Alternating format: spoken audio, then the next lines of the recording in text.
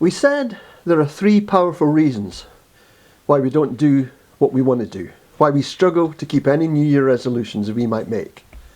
The second reason is the world, or this world system, which seeks to draw us away from what is good and right.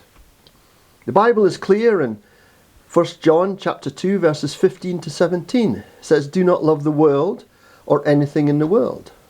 If anyone loves the world, the love of the Father is not in him. For everything in the world, the cravings of sinful man, the lust of his eyes, and the boasting of what he has and does, comes not from the Father, but from the world. The world and its desires pass away, but the man who does the will of God lives forever." There is no doubt that today in the West, it is in dire straits. With uncontrolled immigration, identity politics, intolerant progressivism, with politicians seemingly more interested in themselves and lining their own pockets rather than putting first the needs of the communities that they are supposed to serve. Social breakdown is everywhere, with the UK leading the world when it comes to family breakdown, with married couples decreasing as they choose instead to cohabit, single-parent families on the rise. We are renowned for our rates of binge drinking. NHS waiting lists are at a record high.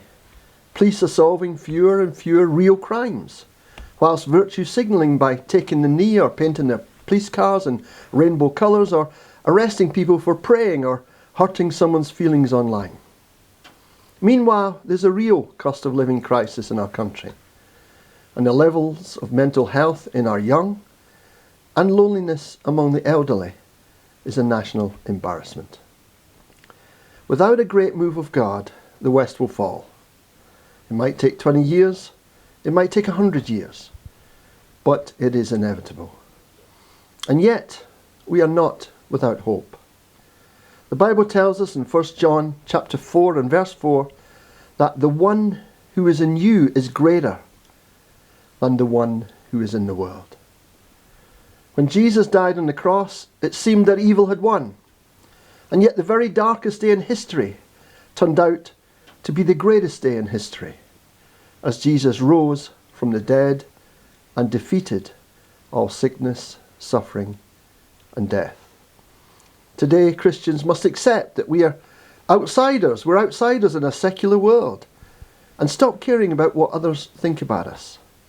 We must live with far greater spiritual discipline, not just in prayer and immersing ourselves in the Word, in the Scriptures, but radically reordering our lives as we centre our lives on Christ alone. And we must learn and lean more on each other and grow together, being willing to sacrifice if necessary to care for our fellow Christians in an increasingly hedonistic and hostile world. With Christ's help, we can enter 2024 with confidence and ultimately look forward to eternal life with Him. Thank you.